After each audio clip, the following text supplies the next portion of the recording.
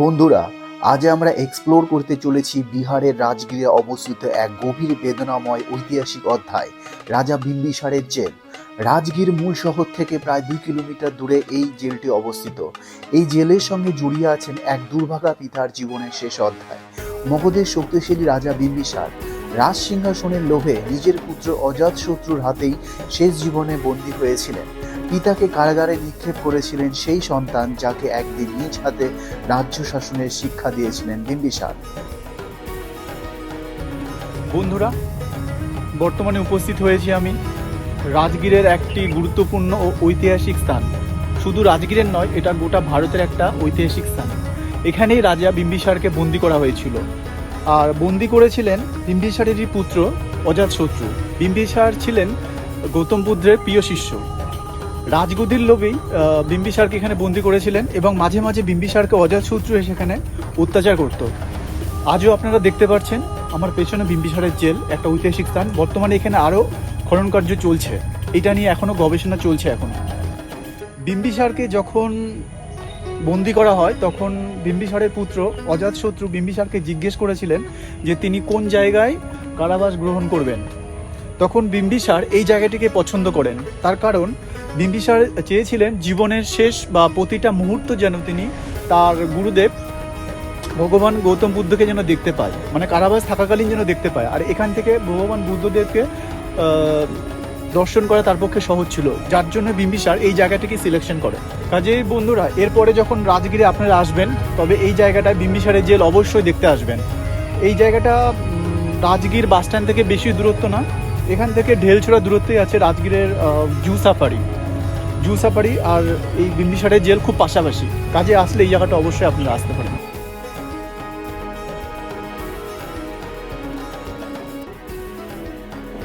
আজ সেই জেলের সম্পূর্ণ কাঠামো আর নেই, বর্তমানে শুধু কিছু ভগ্নাবশেষ চোখে পড়ে। ঐতিহাসিকদের মতে এক ভয়াবহ ভূমিকম্পে জেলের মূল অংশ ধ্বংস হয়ে যায় এবং কারাগারের আরও কিছু অংশ মাটির নিচে চাপা পড়ে রয়েছে। প্রত্নতাত্ত্বিক খনন কার্যের সময় এখানে জেলের ব্যবহৃত সামগ্রী, লোহার হাতকড়া পাওয়া যায়, যেগুলো রাজা বিম্বিসারের ব্যবহৃত বলেই মনে করা হয়েছে। এগুলো গুরুত্বপূর্ণ নিদর্শনের কিছু অংশ আজও সংরক্ষিত রয়েছে নালন্দা মিউজিয়ামে। বন্ধুরা, রাজা বিম্বিসারের জেল শুধু একটা ধ্বংসপ্রাপ্ত স্থাপনা নয়, এটা ক্ষমতা, বিশ্বাস, ত্যাগ আর পিতৃত্বের এক নীরব ইতিহাস, যা আজও রাজগীরের মাটিতে দাঁড়িয়ে কথা বলে।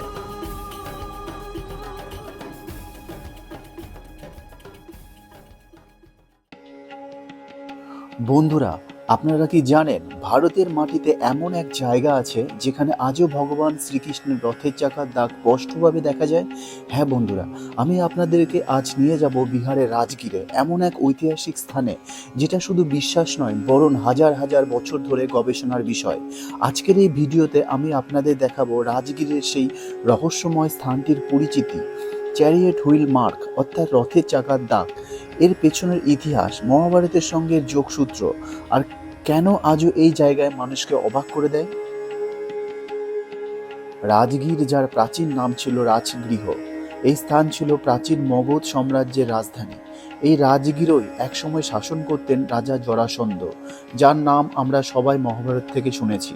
5টি পাহাড়ে ঘেরা এই রাজগীর ইতিহাস, ধর্ম আর রহস্য, এই তিনটিকেই নিজের বুকে ধারণ করে রেখেছে। এখন আসি মূল বিষয়ে। মহাভারতের কাহিনী অনুযায়ী ভগবান শ্রীকৃষ্ণ একাধিকবার রাজগীরে এসেছিলেন রাজা জরাসন্ধকে বধ করার উদ্দেশ্য নিয়ে। কথিত আছেন একবার শ্রীকৃষ্ণ যখন তার রথে করে এই পথ দিয়ে যাচ্ছিলেন, তখন রথের গতি এতটাই প্রবল ছিল যে পাথরের মাটিতে রথের চাকা গভীর দাগ ফেলে যায়। বন্ধুরা, এই দাগটা কিন্তু সামান্য নয়, প্রায় 8 থেকে 10 ফুট গভীর বলে মনে করা হয়। সবচেয়ে আশ্চর্যের বিষয় হলো এই দাগ আজও পাথরের উপর স্পষ্ট দেখা যায়। এখন প্রশ্ন আসে, এটা কি শুধু একটা দাগ নাকি সত্যিই রথের চাকার চিহ্ন? এই জায়গায় আজও গবেষণা চলছে, কারণ সেই সময় এখানে কোনো ভারী যানবাহন ছিল না। আধুনিক যন্ত্র ছাড়াই এত গভীর দাগ দেওয়া অসম্ভব। পাথরের ক্ষয় সাধারণ প্রকৃতির ক্ষয়ের মতো নয়। এই কারণেই বহু ইতিহাসবিদ মনে করেন এই দাগটি অত্যন্ত প্রাচীন এবং এটি মহাভারত যুগের সঙ্গে যুক্ত হতে পারে।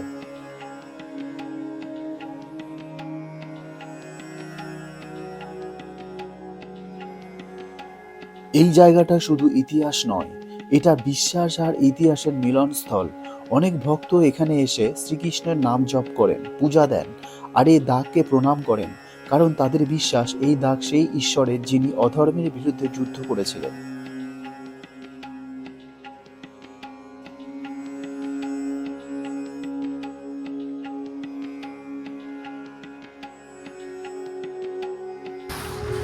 বন্ধুরা, আজকে আমি এক্সপ্লোর করতে যাচ্ছি রাজগীরের আর একটা ঐতিহাসিক প্রাচীন মহাভারতকালের একটা স্থান, যেখানে জরাসন্ধ এবং ভীমের মধ্যে যুদ্ধ হয়েছিল।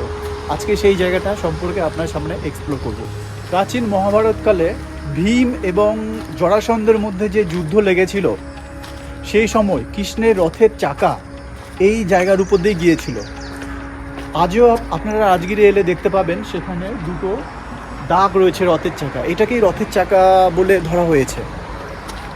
প্লাস এটা নিয়ে অনেক গবেষণা হয়েছে, তারপরে এটা সিদ্ধান্ত হয়েছে। এটা বর্তমানে রাজগীরের একদম শহরের একদম সাইডে, খুব বেশি দূরে না, প্রায় 2 কিলোমিটারের ভেতরে পেয়ে যাবেন। শ্রীকৃষ্ণ যখন সেই জায়গায় যাওয়ার জন্য তার রথ এদিক দিয়ে নিয়ে গিয়েছিল, তার রথের যে একটা ঐশ্বরিক শক্তি, সেই শক্তির বলে এই জায়গাটা প্রায় 10 ফুট নিচে পর্যন্ত গর্ত হয়ে গিয়েছিল। বর্তমানে এটা মাটি যে ছিল সেটা খোঁড়া হয়েছে, খোঁড়ার পরে এই গর্তটা আপাতত এই অবধি বের করা হয়েছে। এটা পরিমাপ করে দেখা গেছে 10 ফিট গভীরে আছে এই গর্তটা। কাজেই পৌরাণিক তত্ত্ব এবং ঐতিহাসিকদের সাক্ষ্য অনুযায়ী মগধ নরেশ, জরাসন্ধ এবং ভীমের মধ্যে তুমুল যে যুদ্ধ, মানে মল্লযুদ্ধ হয়েছিল, সেই যুদ্ধটা এখানেই হয়েছিল। কাজেই আপনারা যখন রাজগীরে আসবেন তখন এই জায়গাটা অবশ্যই একবার ভিজিট করবেন। এইখানে এলে আপনারা দেখতে পাবেন কিছু শঙ্খলিপির ব্যবহার হয়েছে। আর এই শঙ্খলিপির ব্যবহার বা হিস্ট্রি, এইটা নালন্দা মিউজিয়ামে এখনও রাখা আছে। পুরাতত্ত্ব বিভাগ সেটাকে এখনও সংরক্ষণ করে রেখেছে, কিন্তু বখতিয়ার খলজি দ্বারা সেটা কিছুটা ধ্বংসপ্রাপ্ত হয়েছিল। সেইটার হিস্ট্রি নালন্দা মিউজিয়ামে এলেই দেখতে পাবেন।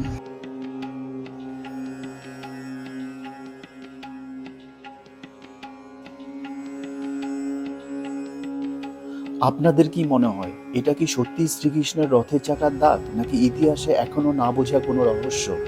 আপনাদের মতামত অবশ্যই কমেন্টে জানাবেন। ভিডিওটা ভালো লাগলে চ্যানেলকে লাইক করবেন। আবার দেখা হবে আর একটা ইতিহাসে ভরা ভিডিও নিয়ে। ততদিন পর্যন্ত ভালো থাকবেন, সুস্থ থাকবেন।